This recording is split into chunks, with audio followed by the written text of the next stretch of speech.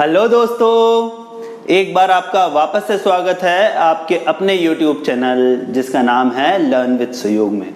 और दोस्तों, आज हम चौथा लेक्चर लेकर आए हैं सीक्वेंस एंड सीरीज का, जिसमें हम हार्मोनिक प्रोग्रेशन के बारे में देखेंगे। पहले के 3 लेक्चर्स में हमने एपी और जीपी और सीक्वेंस के बारे में देखा।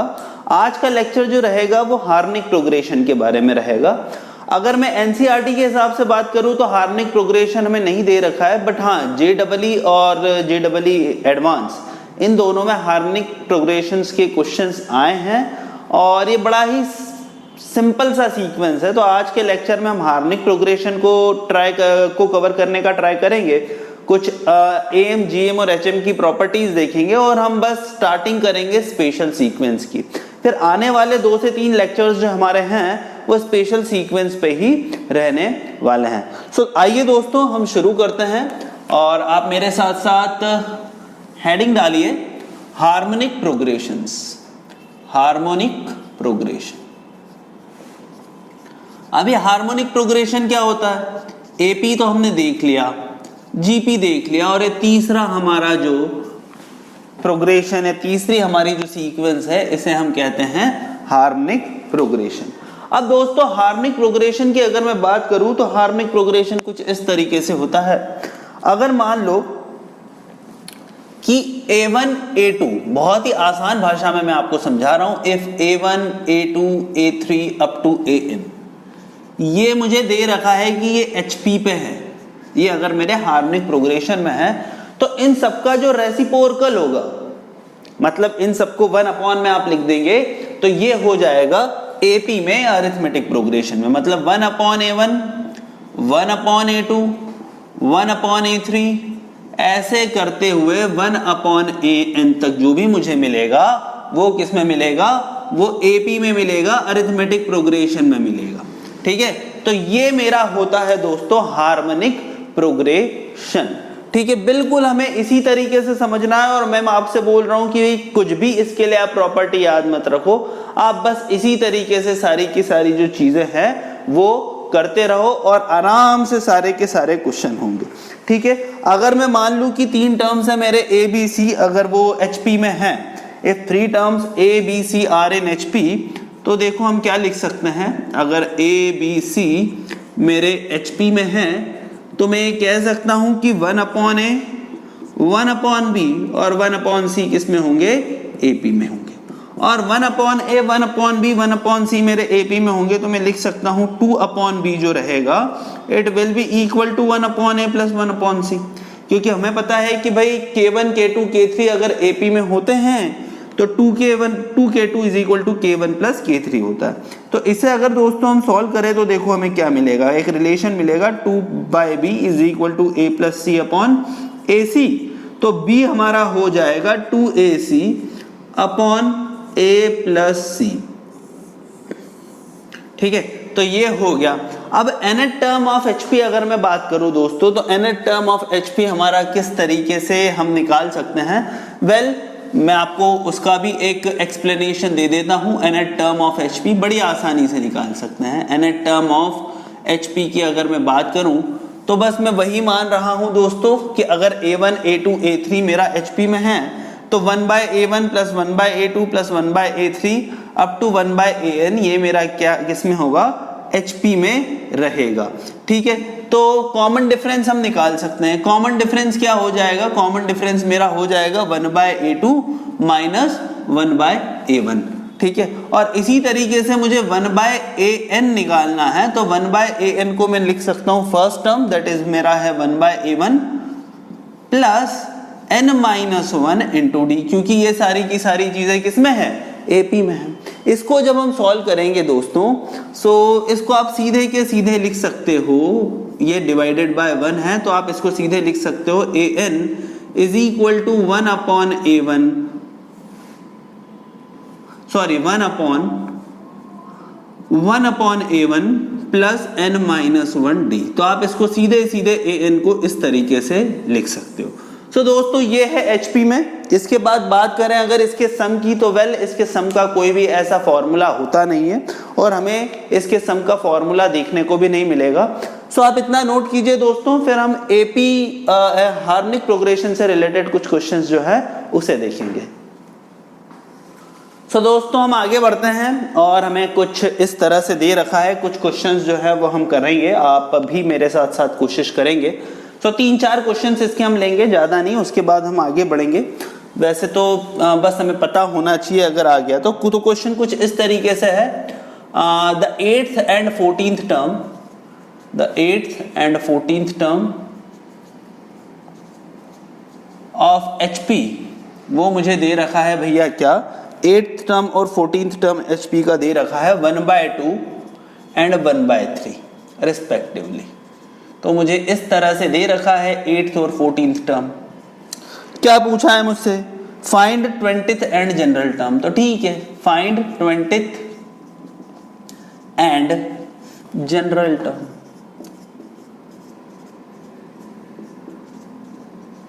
ठीक है भाई, तो अगर मैं को ये दे रखा है 8th टर्म और 14th टर्म HP में है, तो मैं ये बोल सकता हूं कि 1/A8, अगर मैं 8th टर्म को बोल रहा हूं A8 को, तो 1/A8 of HP and 1/A14 of GP HP, ये किस में होंगे, ये AP में होंगे। और इन दोनों के बीच में कॉमन डिफरेंस कितना होगा, 6D के बराबर होगा। तो मैं लिख सकता हूं 1/A14 minus 1/A8 is equal to my 6D, है ना। सो अगर मैं इसको करूं तो 1/1/A14, तो 1/A14, और A14 मुझे दे रखा है 1/3 माइनस 1/A8 जो कि मुझे दे रखा है 1/2, it is equal to 6D। इसके बाद अगर हम सॉल्व करेंगे दोस्तों, तो 6D मेरा आ जाएगा 1 के बराबर और D मेरा आ जाएगा 1/6 के बराबर। तो कॉमन डिफरेंस जो है वो मेरा 1/6 के बराबर आ गया। अब मुझसे क्या पूछा है, 20th टर्म निकालना है। तो 20th टर्म में किस तरीके से निकाल सकता हूं, 1/A20 को मैं लिख सकता हूं, क्या है ये, 1/A20 को मैं लिख सकता हूं 1/A14, ठीक है। और 20th टर्म निकालने के लिए मुझे और 6 टाइम्स D करना पड़ेगा, ठीक। तो अगर मैं इसको निकालूंगा दोस्तों, तो ये मेरा हो जाएगा 1/A20 is equal to 1/A14, जो कि मेरा कितना है 1/3 प्लस 6 इंटू D मेरा कितना है 1/6, 6 कैंसल, तो 1/A20 मेरा किसके बराबर हो गया दोस्तों, 4 के बराबर हो गया। तो यहां से मेरा A20 किसके बराबर आ गया, 1/4 के बराबर आ गया।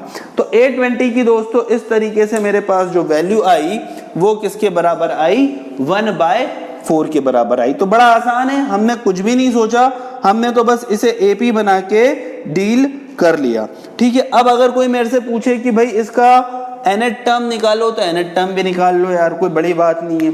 तो nth टर्म को हम किस तरीके से लिख सकते हैं, nth टर्म को हम लिख सकते हैं 1/AN is equal to, first term हम निकाल लेंगे इसी तरीके से, that is 1/A1 plus n-1 into D भी हमें पता है, D है 1/6।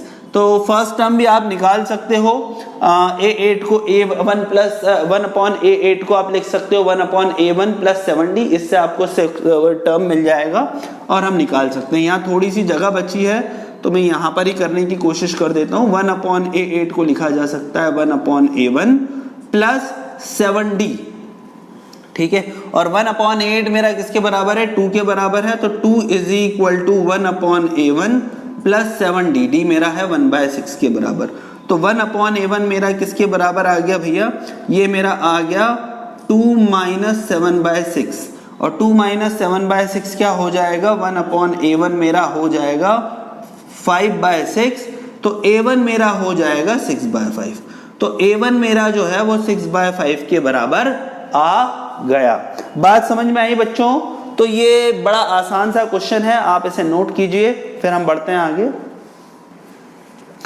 एक और क्वेश्चन दोस्तों मुझे दे रखा है कुछ इस तरीके से, मुझे बोल रखा है इफ T20 ऑफ HP, या आप इस तरह से लिखिए इन एन HP, मुझे दे रखा है T20 इज इक्वल टू 1, ठीक है। T21 दे रखा है, T30 दे रखा है -1/17, T30 दे रखा है मुझे -1/17।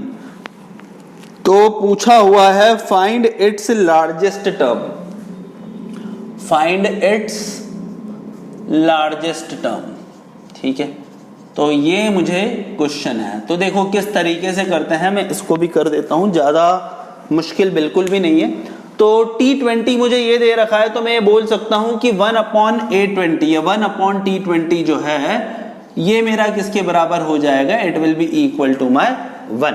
और 1/T30 मेरा किसके बराबर हो जाएगा दोस्तों, 1/T30 मेरा हो जाएगा, जस्ट अ मिनट, ये इंक इसमें से गिर रही है, यस, सो 1/T30 हो जाएगा दोस्तों मेरा, it will be equal to 1/-1/17। तो 1/T30 मेरा हो जाएगा -17 के बराबर। और मुझे क्या बोल रखा है, मुझे ये बोल रखा है कि भाई 1/T20 और 1/T30 के बीच में कितना गैप होगा, 10D का गैप होगा।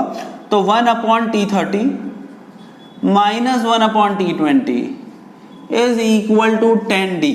ठीक है, तो 1/T30 क्या हो गया, it is equal to -17 minus 1/T20 it is equal to -1, है ना, इज इक्वल टू 10D।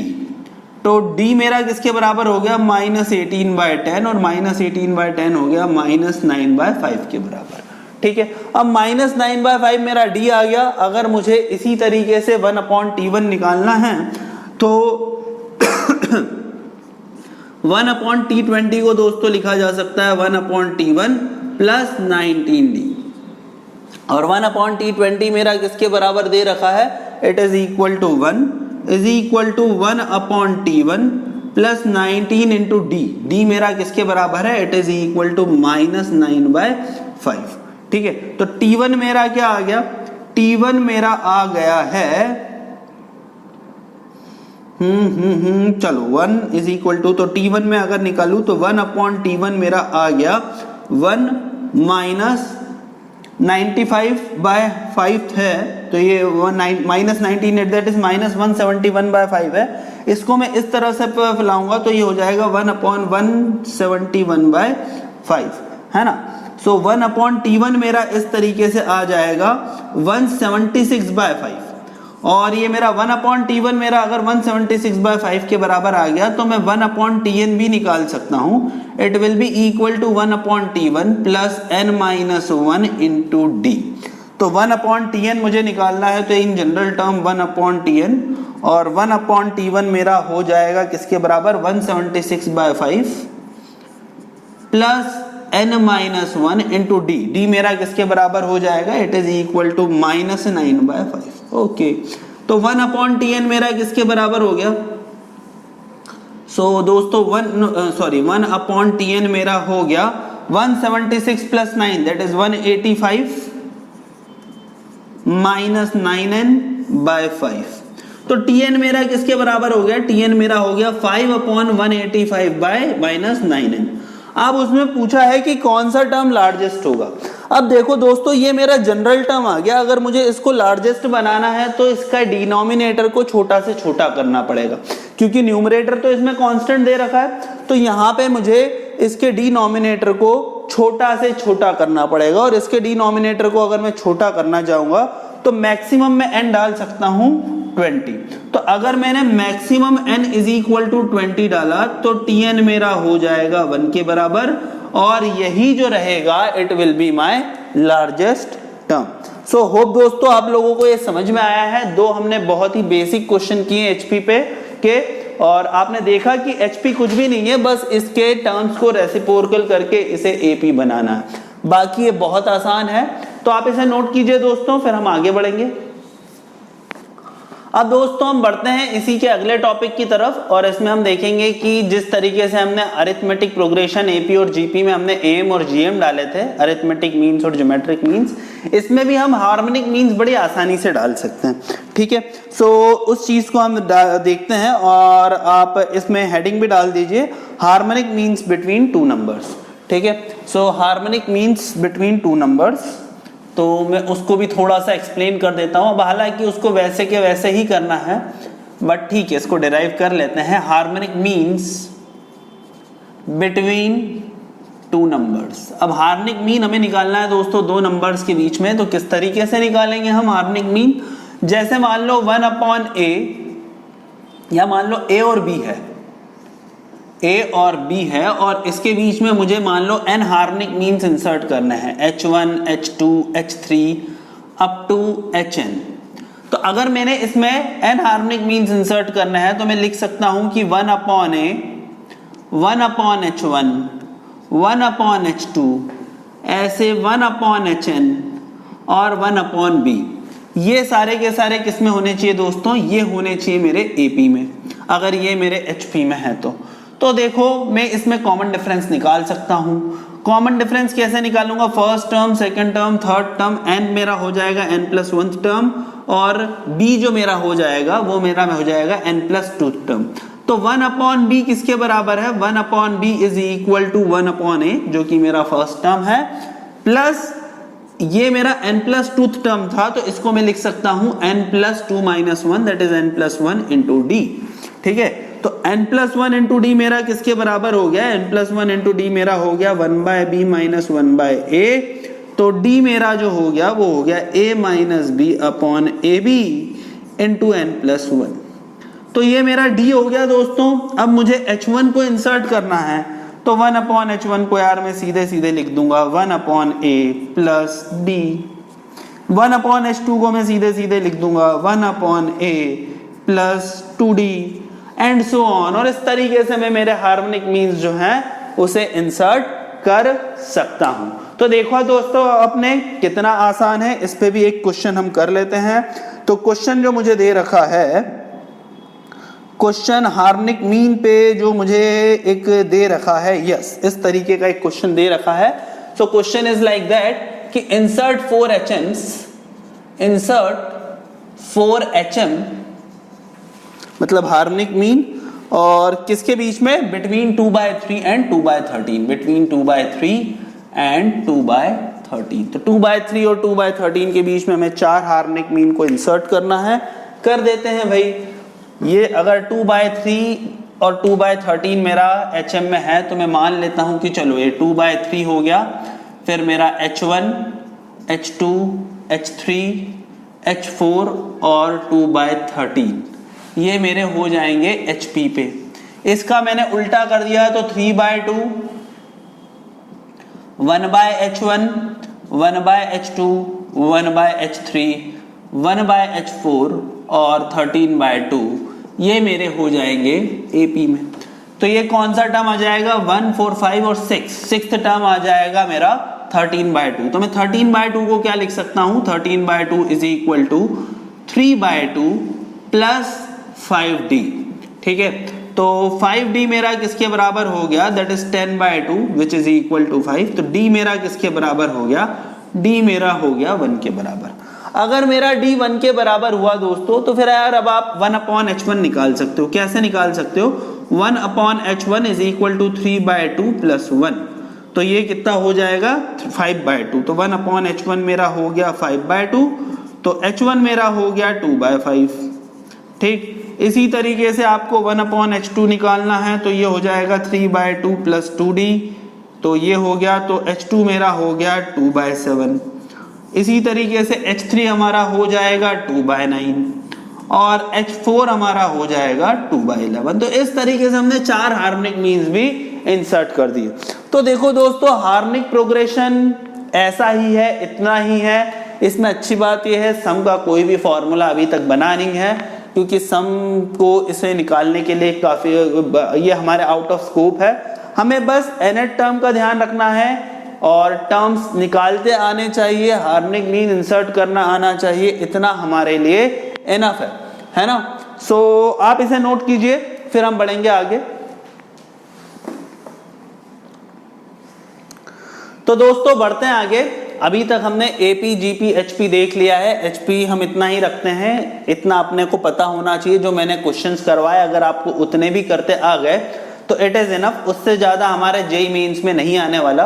अब एक इंपॉर्टेंट प्रॉपर्टी होती है दोस्तों AM, GM, HM की। तो 2-3 प्रॉपर्टीज होती हैं, उसे हम देख भी लेते हैं और उसे हम डिराइव भी कर लेते हैं।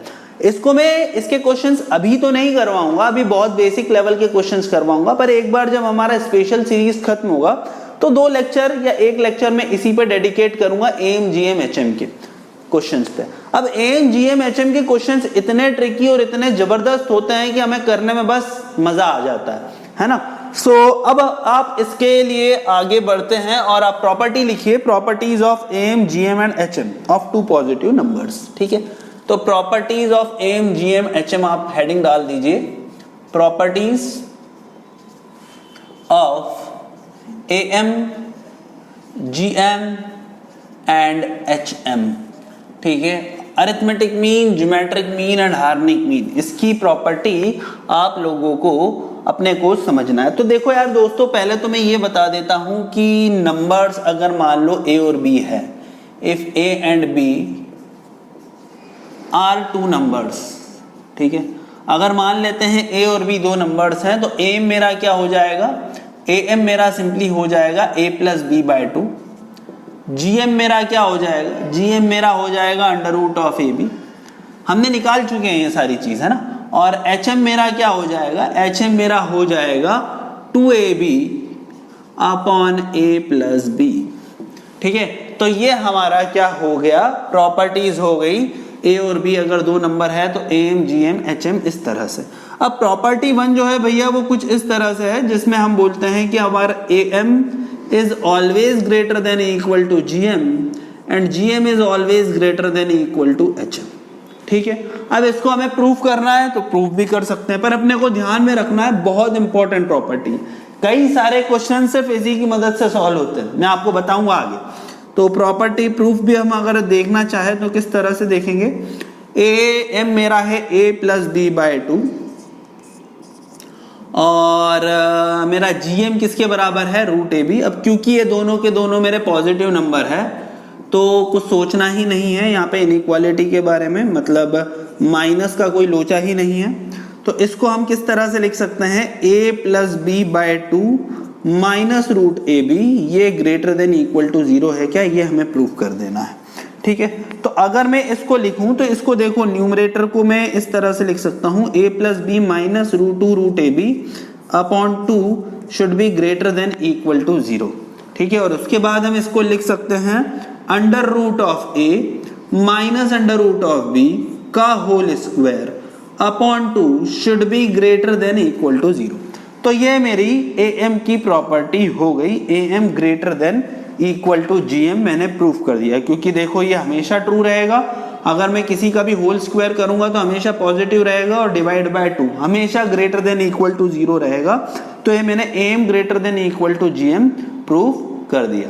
अब gm greater than hm proof कर सकते हैं क्या, वो भी हम कर लेते हैं भाई, इसी का ही नेक्स्ट पार्ट। तो gm मुझे क्या दे रखा है, वो मुझे दे रखा है अंडर रूट ऑफ ab, और hm मुझे क्या दे रखा है, hm मुझे दे रखा है 2ab upon a plus B. ठीक है, तो अगर मुझे ये दे रखा है तो ग्रेटर देन इक्वल टू में मैं लिखूंगा, तो ये हो जाएगा root A B is equal to, sorry root A B minus 2ab upon a plus B should be greater than equal to 0। तो इसे क्या लिखा जा सकता है, इसे लिखा जा सकता है a plus B into under root of A B minus 2ab upon a plus B, it should be greater than और इक्वल टू 0। ठीक, तो यहाँ पे under root of A B दोनों में से मैं कॉमन ले लूं अगर, तो ये मुझे मिलेगा a plus B minus 2 root A B, तो ये मेरा हो गया root a minus root b का whole square upon a plus B should be greater than equal to 0। ठीक है, तो रूट ए बी अगर मैं बोलूं ये हमेशा पॉजिटिव ही होने वाला है, क्योंकि दो पॉजिटिव नंबर है, का स्क्वायर भी हमेशा पॉजिटिव और ये भी पॉजिटिव, तीनों के तीनों चीजें पॉजिटिव, तो हम बोलेंगे कि हाँ भाई अब मतलब मेरा gm भी जो है it should be greater than equal to hm। तो यहां से मुझे क्या मिला दोस्तों, यहां से मुझे मिला कि am is greater than equal to gm and it is greater than equal to hm। ठीक है, ये मेरा am gm hm की बात जो है वो हो चुकी है, am gm hm मुझे इस तरीके से मिल चुका है। बात समझ में आई? सो बहुत इंपॉर्टेंट प्रॉपर्टी है। अब ये तीनों के तीनों बराबर कब होंगे, they will be equal when a is equal to b। तो ये भी आप लिखिए, बहुत इंपॉर्टेंट चीज है, they will be equal when A is equal to B, जब A मेरा B के बराबर होगा तब ये क्या होंगे, इक्वल होंगे। बात समझ में आ गई दोस्तों। दूसरी प्रॉपर्टी ये है जो कि आप खुद प्रूफ कर सकते हो कि AM, GM and HM they forms a GP। और अगर ये GP बना रहे हैं मतलब मैं कह सकता हूं कि मेरा GM का स्क्वायर जो है it should be equal to AM into HM। ठीक है, तो ये होता है, इसको हम प्रूफ भी कर सकते हैं, हमारे पास नंबर तो है ही। तो GM मेरा किसके बराबर है, रूट AB, तो रूट AB का स्क्वायर हो जाएगा भैया AB के बराबर। और मैं RHS में भी देख लूं तो AM मुझे दे रखा है A प्लस बी बाय 2 और HM मुझे दे रखा है 2AB upon A plus B. तो यार ये तो बड़ा आसान है, इसे आप उड़ा दो और आपने प्रूफ कर दिया। तो दोस्तों ये प्रॉपर्टीज है AM, GM, HM की, बहुत ही जबरदस्त तरीके के क्वेश्चन इसमें बनते हैं। मैक्सिमम वैल्यू, मिनिमम वैल्यू निकालना है तो बहुत ही जबरदस्त तरीके के क्वेश्चंस बनते हैं। दो तरीके से हम मैक्सिमम मिनिमम निकाल सकते हैं कई सारे क्वेश्चंस में। एक तो हम AM, GM, HM का यूज करके, और दूसरा AOD, एप्लीकेशन ऑफ डेरिवेटिव्स में मैक्सिमा मिनिमा का यूज करके, जो हम क्लास 12th में पढ़ेंगे। उन दोनों तरीके से हम मैक्सिमम और मिनिमम वैल्यूज निकाल सकते हैं फंक्शंस की या कोई भी नंबर्स की। तो ये बहुत इंपॉर्टेंट है। अभी हाल में इसमें 2-3 बेसिक क्वेश्चंस करा देता हूं, फिर हम अभी हाल यहां से आगे बढ़ते हैं। बट हमें इसको बहुत ही अच्छे से ध्यान में रखना है, ये कैसे भी आ जाएगा, मैं आपको कुछ क्वेश्चंस आगे कराऊंगा अभी। सो दोस्तों इसे नोट कीजिए, फिर हम बढ़ेंगे आगे। तो दोस्तों इस पे 2-3 बेसिक क्वेश्चंस कर लेते हैं प्रॉपर्टीज पे। जैसे एक क्वेश्चन मुझे ये दे रखा है, बहुत ही आसान है यार ये कुछ इस तरीके से है कि AM and GM between two numbers are 27 and 12 respectively. AM and GM between two numbers, AM and GM between two numbers are 27 and 12 respectively। ठीक है, AM और GM दो नंबर के बीच में कितने हैं, 27 और 12 है। और उसके बाद फिर क्या पूछा है कि find their GM, sorry AM और HM दे रखे हैं मुझे। AM and HM between two numbers are 27 and 12 respectively. और मुझसे फिर बोला गया है कि फाइंड देयर GM, है ना, तो बोला है फाइंड देयर GM। ठीक है, अब यार एक क्वेश्चन ही नहीं है, मैं तो बोल रहा हूं, हमारे पास सीधे के सीधे इसकी प्रॉपर्टी है। क्या प्रॉपर्टी है हमारे पास? प्रॉपर्टी है कि GM square is equal to AM into HM होता है। तो चलो सीधे निकाल लेंगे। और GM को हमेशा हमें पॉजिटिव ही रखना है क्योंकि नंबर तो हमेशा हम पॉजिटिव ही ले रहे हैं। तो GM square is equal to AM into HM है, और GM स्क्वायर अगर AM HM के बराबर है तो 27 इंटू 12 का रूट मेरा GM हो जाएगा। तो इसको जरा आप सॉल्व करो 3 2 3, तो GM मेरा जो हो गया वो किसके बराबर हो गया, GM मेरा 18 के बराबर हो गया। इसके बाद अगर हम आगे क्वेश्चन करें तो देखो किस तरीके से, एक और क्वेश्चन मैं आपको देता हूं कैसे हम इसको सॉल्व कर सकते हैं।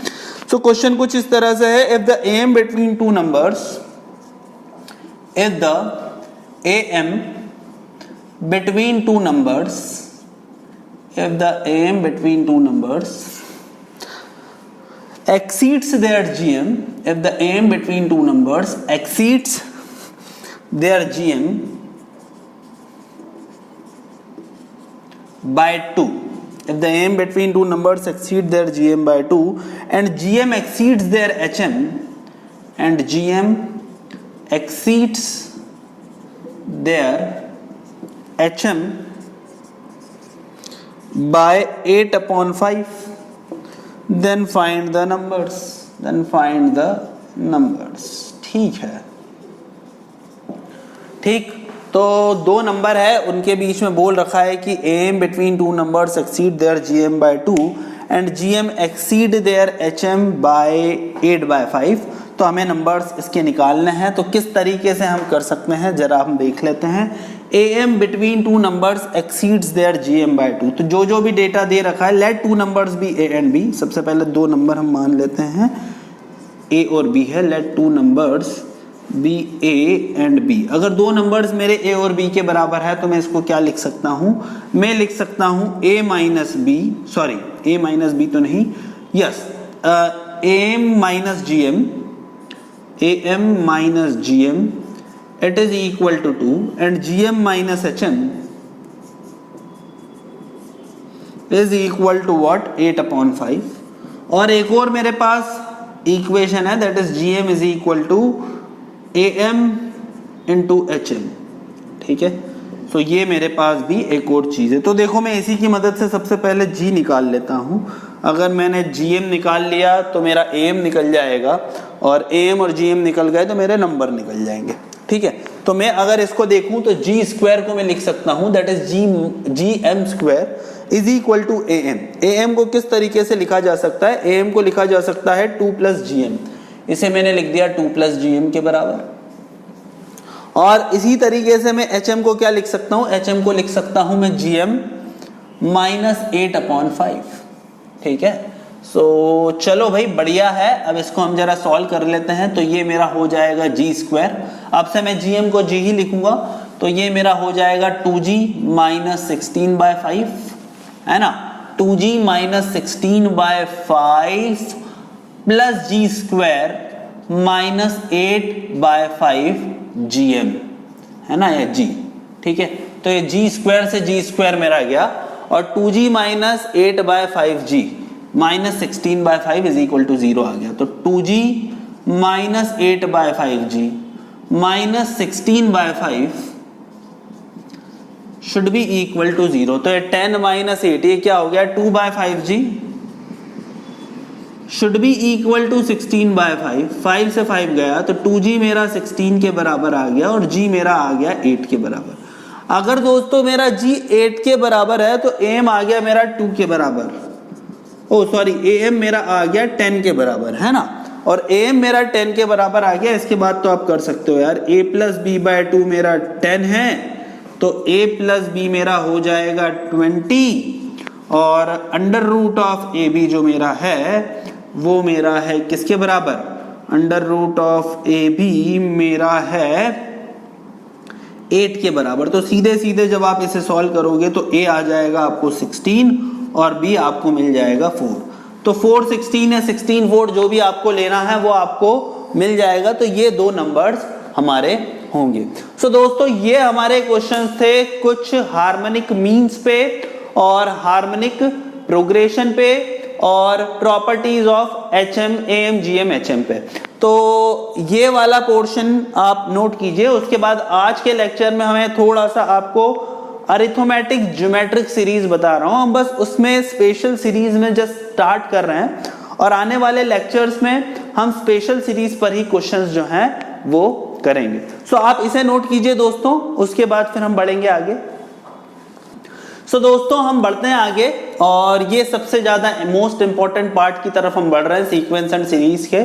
JEE में इसके सबसे ज्यादा क्वेश्चंस आए हैं क्योंकि ऑब्वियस सी बात है सबसे टफेस्ट और सबसे ट्रिकीस्ट पार्ट है। AP GP जनरली बच्चे 10th तक पढ़ चुके होते हैं, जो ISC के बच्चे रहते हैं वो 10th में भी GP पढ़ लेते हैं। HP भी इतना टफ नहीं है, मिसलेनियस सीरीज भी इतना टफ नहीं है, पर फिर भी एक लेवल अप है तो हमें उसे देखना है। तो आज हम दोस्तों चलिए शुरुआत कर रहे हैं, आने वाले 1-2 लेक्चर्स में भी हम इसी को ही देखने वाले हैं। सो आप जस्ट हेडिंग डाल दीजिए मिसलेनियस सीरीज, मिसलेनियस सीरीज।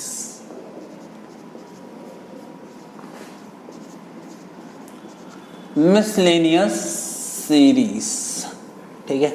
सो मिसलेनियस सीरीज की दोस्तों अगर हम बात करें तो इसमें सबसे पहले हम देखते हैं अरिथमेटिक ज्योमेट्रिक प्रोग्रेशन, है ना। So arithmetic geometric progression, arithmetic geometric progression. तो अरिथमेटिक ज्योमेट्रिक प्रोग्रेशन या जिसको हम AGP भी बोलते हैं, मतलब इसमें टर्म्स ज्योमेट्रिकली भी बढ़ते हैं और अरिथमेटिकली भी बढ़ते हैं। तो मैं आपको बता देता हूं किस तरीके से होती है AGP। तो पहला टर्म मान लो अगर A दे रखा है तो दूसरा टर्म दे रखा होगा A plus D into R, तीसरा टर्म मुझे दे रखा होगा A plus 2D into R square, और इसी तरीके से मेरा जो nth टर्म होगा, जो nth टर्म होगा वो मेरा होगा A plus n-1d into R raise to power n-1, ठीक है। सो इस तरीके से हमारा टर्म होगा। अब इसका अगर मुझे सम निकालना है तो देखो किस तरीके से हम निकालेंगे। तो सबसे पहले तो मैं सम को उस तरीके से ही लिख लेता हूं, s इज इक्वल टू मैंने लिख दिया a और फिर प्लस में मैंने लिखा a plus D into R plus a plus 2d into R square और यस उसके बाद फिर हम आगे बढ़े तो ये हमारा हो गया a plus n minus 1d a plus n minus 1d into R raise to power n minus 1। ये मेरा सम है, ठीक है। इसको मैं अगर r से मल्टीप्लाई करूंगा दोस्तों तो क्या हो जाएगा, देखो ये मेरा RS जो हो जाएगा, मैंने LHS में भी R से मल्टीप्लाई किया और RHS में भी R से मल्टीप्लाई कर रहा हूं, तो ये मेरी पहली इक्वेशन है। तो हर एक टर्म में R ऐड हो जाने वाला है, तो ये मेरा क्या बन जाएगा, ये मेरा बन जाएगा AR, तो R को R के नीचे ही लिख रहा हूं मैं। फिर नेक्स्ट टर्म मेरा बन जाएगा a plus D r square, तो मैं इसको इस तरीके से लिख रहा हूं a plus D r square. ऐसे करते करते करते करते मेरा सेकेंड लास्ट टर्म जो रहेगा वो मेरा हो जाएगा a plus N minus 1d sorry n minus 2d into R raise to power n minus 1 और लास्ट टर्म मेरा हो जाएगा a plus N minus 1d। अब आपको थोड़ा सा बच्चों इसमें विजुअलाइज करना पड़ेगा, मेरे पास जगह कम है इसीलिए मैं इस तरह से लिख रहा हूं, आप थोड़ा सा इसको बड़ा बड़ा के लिखो। तो ये पहली इक्वेशन है, ये सेकेंड इक्वेशन है। अब मैं यहाँ पे क्या कर रहा हूँ, फर्स्ट माइनस सेकेंड कर रहा हूँ, ठीक है। इधर तो जगह नहीं है तो हम इधर कर लेते हैं। तो इधर मैंने दोस्तों किया फर्स्ट माइनस सेकेंड, पहली इक्वेशन में से अगर मैंने सेकेंड इक्वेशन माइनस की तो s माइनस आर एस हो गया, तो it is equal to s into 1 minus R, और ये मेरा किसके बराबर हो जाएगा, a जो कि मेरा फर्स्ट टर्म तो रहेगा ही, plus a plus D r minus a r, तो प्लस डी आर ही बचेगा, plus D r plus a plus 2d r square minus a plus minus d r square, तो प्लस डी आर स्क्वायर बचेगा। और इस तरीके से जब हम आगे बढ़ते जाएंगे तो ये हमारा बचेगा d into R raise to power n minus 1, और यहाँ पे माइनस में मेरा हो जाएगा a plus n minus 1 into D into R raise to power n, ठीक है। सो ये इस तरीके से होगा दोस्तों। इसको जब हम आगे बढ़ेंगे तो देखो क्या हो जाएगा, s into 1 minus R is equal to a plus d हमने कॉमन लिया तो r square r raise to power n, तो इसका भी अगर हम सम निकाले तो जीपी के फॉर्मूले से निकाल सकते हैं, r is my first term into यहां से यहां तक टोटल नंबर ऑफ टर्म्स जो मेरे हैं वो r raise to power n minus 1 है, माइनस 1 अपॉन r माइनस 1 और minus a plus n minus 1 into d की power r raise to power n minus 1। Well तो मेरा s किसके बराबर आ गया, s मेरा आ गया a upon 1 minus r plus D R into R raise to power n minus 1 upon 1 minus R है यहाँ पे और r माइनस 1 है, तो मैं माइनस करके r माइनस 1 का स्क्वायर कर देता हूँ इसे, और इसे मैं लिख देता हूँ minus of a plus N minus 1d into R raise to power n upon 1 minus r, ठीक है। सो ये हमारा दोस्तों आ गया AGP अरिथमेटिक ज्योमेट्रिक प्रोग्रेशन, और ये हमारा सम भी निकल के आ गया। अब हमें इस फॉर्मूले को याद नहीं करना है, बिल्कुल भी याद नहीं करना है, मैं आपको बता रहा हूं, पर हमें इसको निकालना आना चाहिए कि किस तरीके से कैसे हमें इसको करना है। सिंपल सी बात है कि जो कॉमन रेशियो है उसको मल्टीप्लाई और डिवाइड करो और आगे सम निकालो। मैं आपसे बोल रहा हूं कि आप इसका तरीका सीख लो, आप इस फॉर्मूले को याद मत रखो, ऐसे बड़े बड़े कितने फॉर्मूले याद रखोगे, तो आप इसका तरीका ही सीख लो। बात समझ में आ गई दोस्तों? सो आप इसे नोट करो, उसके बाद फिर हम बढ़ेंगे आगे। सो दोस्तों एक छोटा सा क्वेश्चन, और मैं अब जनरली जो भी टर्म्स है इन्फिनिटी तक ले रहा हूं ताकि हमारी कैलकुलेशंस आसान हो। तो पहला क्वेश्चन मुझे कुछ इस तरीके से दे रखा है, एक सीरीज दे रखी है s is equal to 1 plus 3x plus 5x square, ऐसे करते हुए इन्फिनिटी तक, where mod of x is less than 1। तो आपको इसका सम निकालना है। वेल इसका सम निकालना बड़ा आसान है, इसका सम निकालना बड़ा आसान है, और हम किस तरीके से इसका सम निकाल सकते हैं।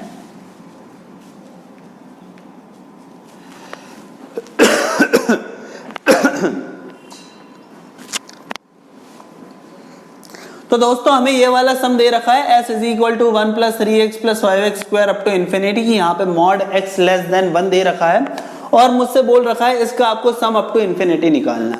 ठीक है, मैं n टर्म तक का भी सम दे सकता था, पर n टर्म तक का देता है तो कुछ एक्सप्रेशन आते हैं। I want to make expression simple, तो इसका इन्फिनिटी तक का हम सम कैसे निकालेंगे।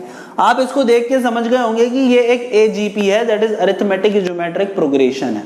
और अगर ये अरिथमेटिक ज्योमेट्रिक प्रोग्रेशन है तो इसको बस सॉल्व कर लो। कैसे हम सॉल्व कर रहे थे कि कॉमन रेशियो को मल्टीप्लाई कर रहे थे, टर्म्स को एक आगे बढ़ा के उसके नीचे लाके हम सबट्रैक्ट कर रहे थे। तो मैं इसको करने की कोशिश करता हूं दोस्तों, किस तरह से करेंगे, और आपको करना सीखना ही है क्योंकि हर एक चीज के हम फॉर्मूले याद नहीं रख सकते, तो ये तरीका ही सीख लो। 1 plus 3x plus 5x square, ये चीज अप टू इन्फिनिटी है। ठीक है, अगर मैं इसमें x से मल्टीप्लाई करूं LHS और RHS में तो मुझे फर्स्ट टर्म मिल जाएगा x, तो x को हमने x के नीचे रखा। सेकेंड टर्म मुझे मिल जाएगा x स्क्वायर 3x स्क्वायर, तो उसको मैंने 3x स्क्वायर को 5x स्क्वायर के नीचे रखा। फिर मुझे मिलेगा 5x cube and so on. Very good, यहाँ पे मैं एक और टर्म लिख देता हूँ आपकी सहूलियत के लिए, दैट इज 7x क्यूब। ठीक है, सो अगर हम इन दोनों इक्वेशंस को माइनस करेंगे तो s minus x S S, तो s कॉमन ले लिया, 1 माइनस एक्स यहाँ पे मिल गया। 1 plus 3x minus X it is equal to 2x plus 2x square plus 2x cube up to infinity.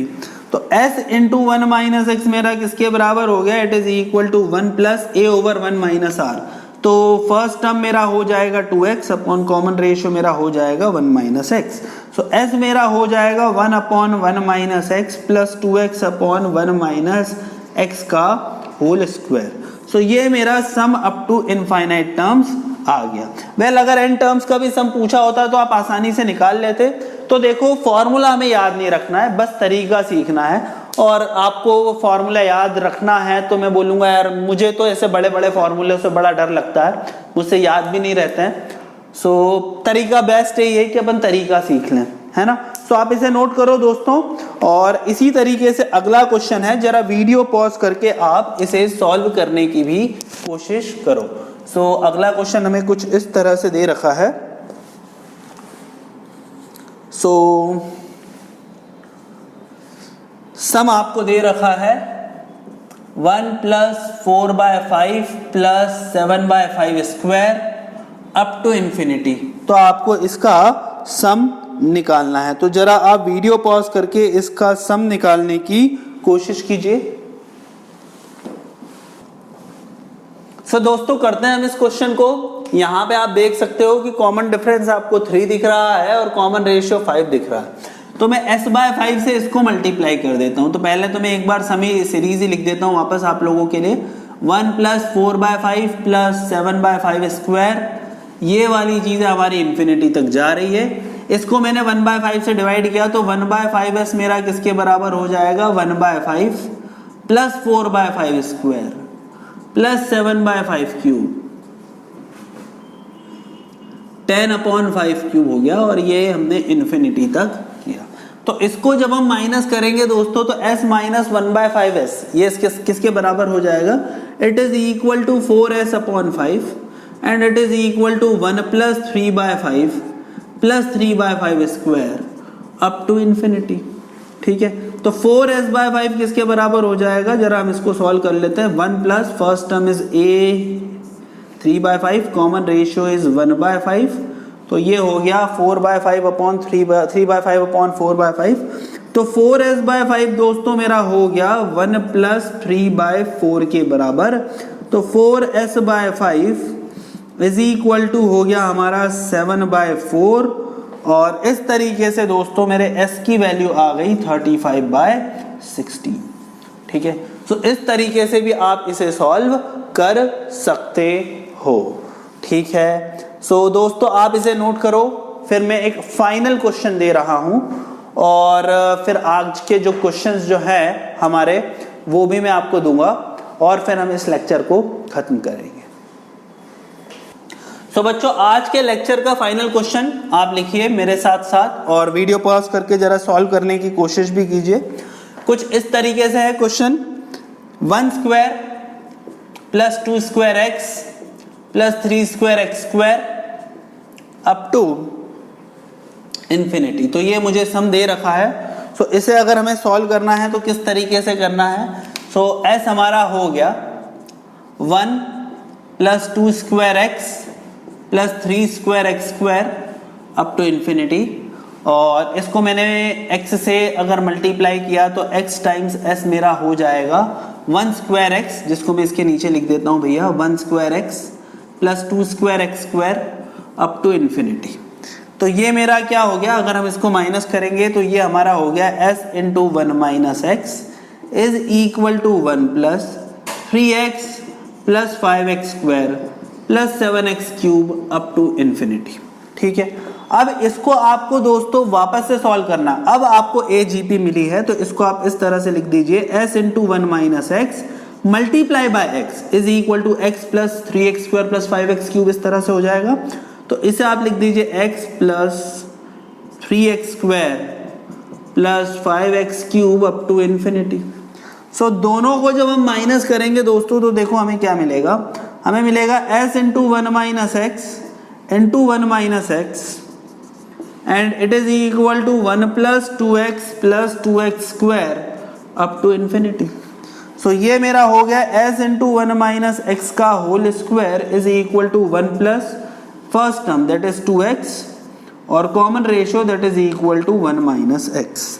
तो s मेरा किसके बराबर हो गया? s मेरा हो गया 1 अपॉन 1 माइनस एक्स का whole square plus 2x upon 1 minus x का होल क्यूब। एलसीएम ले लेते हैं दोस्तों, तो ये मेरा 1 माइनस एक्स प्लस 2x हो जाएगा, it is equal to 1 plus x upon 1 minus x का होल क्यूब।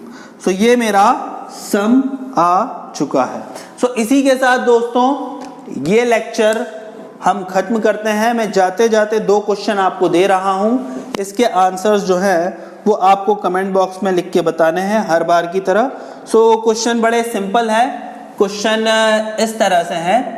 पहला क्वेश्चन ये है, if am is equal to 2 times of gm, that is if arithmetic mean a is twice their geometric mean, that is if am is equal to 2gm,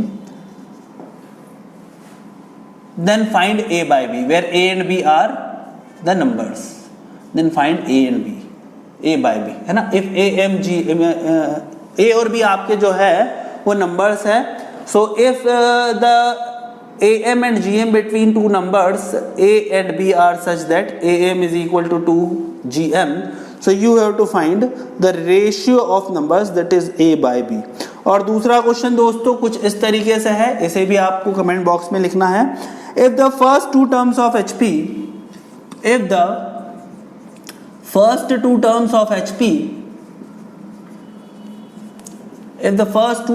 hp are 2 by 5 and 12 by 13 respectively, are 2 by 5 and 12 by 13 respectively, then find the largest term। आपको जो largest term है वो निकाल लिया। मैंने आपको बता चुका हूं दोस्तों largest term किस तरीके से निकालते हैं। largest term के लिए आपको सबसे पहले an निकालना पड़ेगा और आपको देखना पड़ेगा कि n की क्या वैल्यू रखी जाए जिससे an आपका मैक्सिमम हो। सो दोस्तों इसी के साथ मैं चौथा लेक्चर एपी का सीक्वेंस एंड सीरीज का खत्म कर रहा हूं, और आने वाले लेक्चर्स में हम अब स्पेशल सीक्वेंस के बारे में ही पढ़ेंगे।